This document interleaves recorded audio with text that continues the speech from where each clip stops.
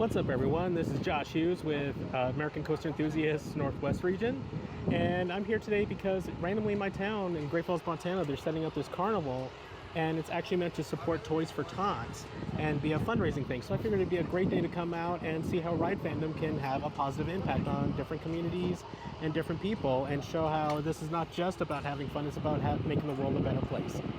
All right, checking out some of the stuff they have here. And like, for instance, they have, I always mix up the names on these. It's either a Rocco plane or a Rollo plane. I believe this is the Rocco plane. Basically a traditional Ferris wheel designed by the Irely Aircraft Company.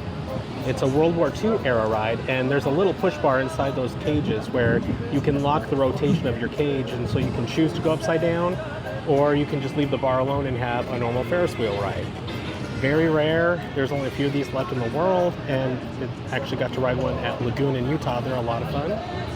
They have a beautiful zipper here, and then also a Gravitron themed to Area 51, and it has the classic G's across the top. I love it when they have that. They have a Frenzy, which is kind of ARM's equivalent of the S&S Scream and Swing, although a smaller model, and that will be available to ride here in a bit. They have a couple fun houses. They have a Chance Casino that has a beautiful paint job on it. Another very rare ride. I haven't seen a casino in a very long time. An old school tilt-a-whirl that they're setting up. It probably won't be ready for today, but it'll be ready for the other days. They have an ARM Vertigo, which is kind of like a Starflyer. The big exception is that that central tower actually spins along with the main body, where a Starflyer, the tower doesn't spin, but the star spins around it. And then, of course, they have slides, they have kiddie rides, games. Really cool event here to set up by Dreamland Carnival to support Toys for Tots, North Central Montana. Be sure to come check it out. So thank you so much for taking the time to talk with me today, especially since you guys are still in setup, and I know that's always chaos. But can you tell me, like, who you are and your role with Toys for Tots for North Central Montana and some of the events that are going on here? So my name is Kat Whitish. I am the coordinator for North Central Montana. So I have Great Falls and then 8 other counties. We go up to Canada.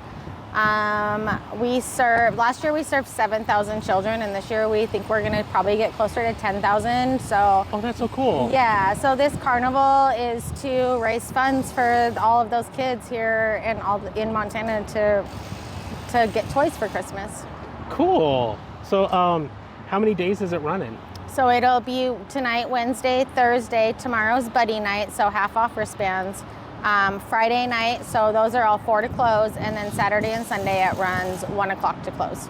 Cool. Thank you so much for bringing this here, and thank you so much for all you do for kids. Yeah, and thank you. Thank you for taking the time, like I said, to talk with me while you guys are in crunch mode setting up. Yeah, thanks. We appreciate it. No problem.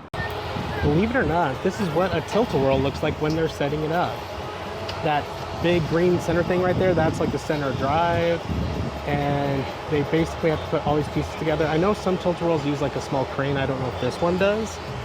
But yeah, that track you could see going around, that's what the floor undulates on. And also, as a side note, the tilt-a-whirl was invented at the same time, I believe in the 1920s, as its European cousin, the waltzer, which is a very similar ride, except for waltzers generally have a roof over them and are more like loud, like they blast loud music with them and light effects and all that. Although, to my understanding, they were invented completely independently from each other, but are nearly the same ride experience. Just had to give a shout out to their zipper here with Dreamland Carnival. It's one of the more unique paint designs I've ever seen, more like, I guess, celebratory, you know, and loud, which is fun. Never seen the word zipper actually written across the main boom before, so that's cool. Another interesting side note is this is one of the most popular rides ever developed for the Americas. And it's actually built off of a very old ride called the Swooper. The Swooper's boom did not flip over like Zipper's does, and it had like more Ferris wheel style seats. You didn't actually go upside down, but you still got that like insane speed up around the curves of it. There's unfortunately no extant examples of a Swooper around anymore, but you can still see the Zipper on midways across America, Canada, and Mexico. It's one of the most beloved rides in the world. This is an example of an older version with the full-on cages.